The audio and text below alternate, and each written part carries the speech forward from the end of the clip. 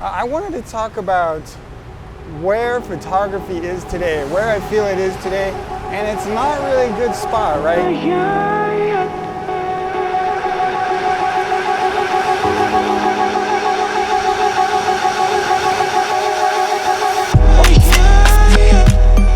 So, in my opinion, kind of what's going on with photography nowadays is there's a lot of people doing video and photography, right?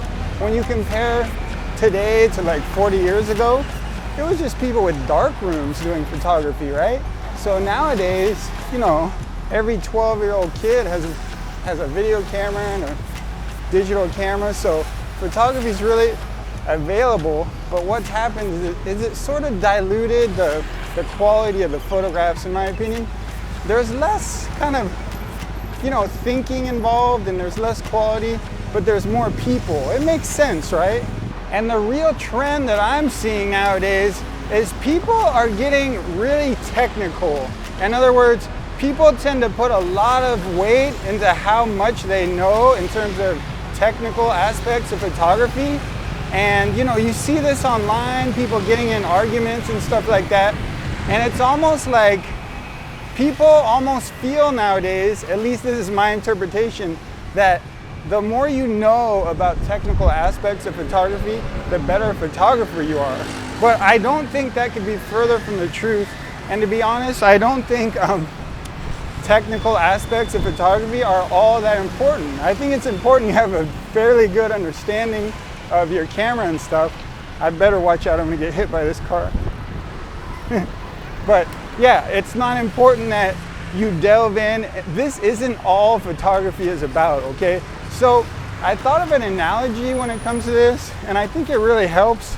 If you take a runner, you know, a sprinter like Usain Bolt, it doesn't matter one iota if he knows about technical aspects of sprinting or not, right?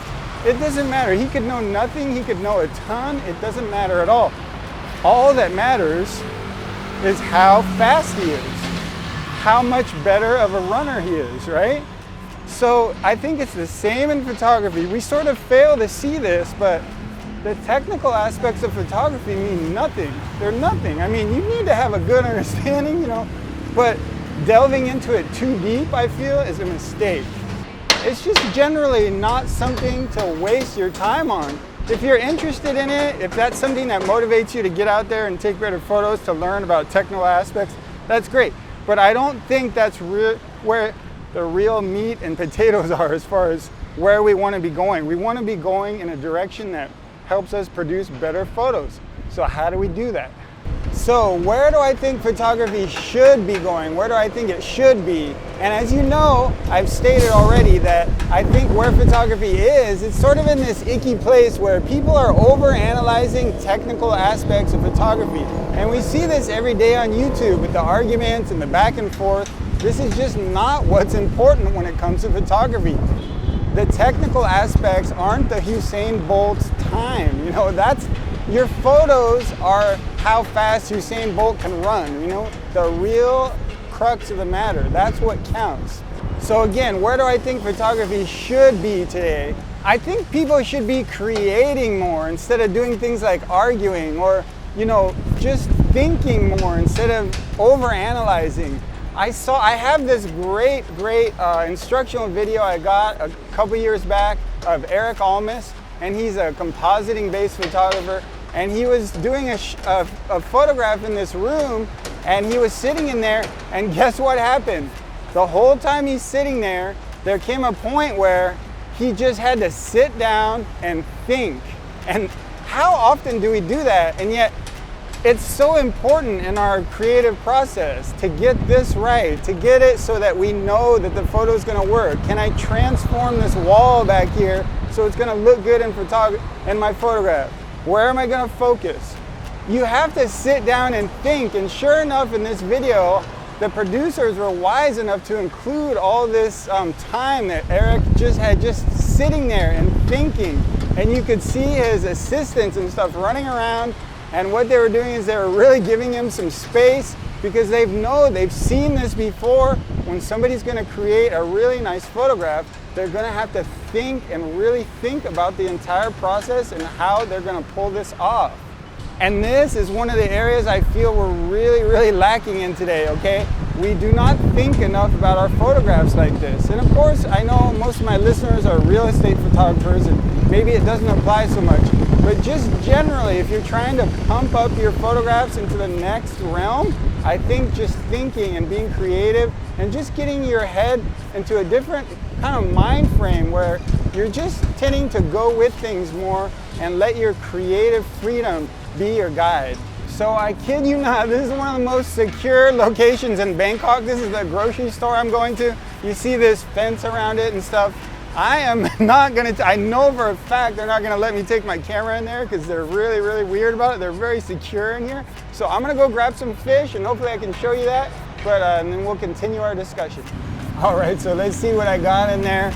If you can see that, I got the receipt there. 2 yellow-tailed tuna, frozen yellow-tailed tuna for 80 baht. So that is just under $3, all right? Just under $3. So you can eat tuna in Thailand every night for about $1.50. That's not bad. So just to continue our discussion, where do I think photography should be going? Well, I think you guys should be going with things more. Go with it, right?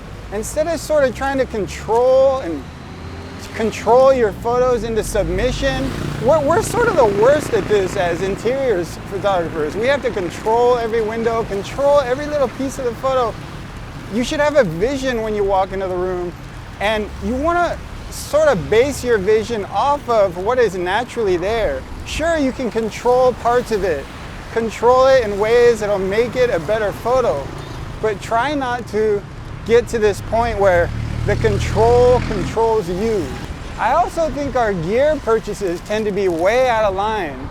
Try to purchase gear that'll sort of promote your creative freedom. Don't purchase gear based on like this upgrading treadmill is what I like to call it. It's just a constant cycle of upgrading and marketing, and that's sort of how things are marketed to us nowadays. You've got to have this new camera. It just doesn't matter at all. None of that stuff matters in the slightest bit. It's all about the things that you need to push your vision forward, all right? Maybe you need some piece of equipment like a tripod head or whatever that might be. Those are great purchases. I watched this great documentary not too long ago about Bob Dylan, and it was done by Martin Scorsese. I highly recommend it. I don't even like documentaries really. And in one point in that documentary, somebody said about Bob Dylan that there was a point in time when it wasn't so much about anything about a certain singer, it was all about what that person had to say. So they would bring up a singer and the first question they had was, well, what does he have to say? And I know when I look around, like on YouTube, for example, there's a lot of people that are essentially have nothing to say, at least in my opinion. And even me, for the most part, I have nothing to say half the time. But every once in a while, I'll have something to say, I feel like, you know, like photographers who don't use just a single light, they need to get with it for real estate photography and just start using a single light. I'll actually have something meaningful to say.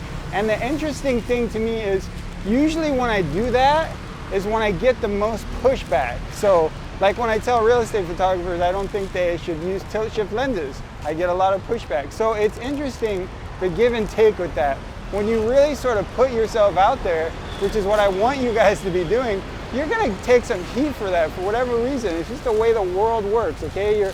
You're pushing it, you're being a little bit different, but don't let that scare you at all.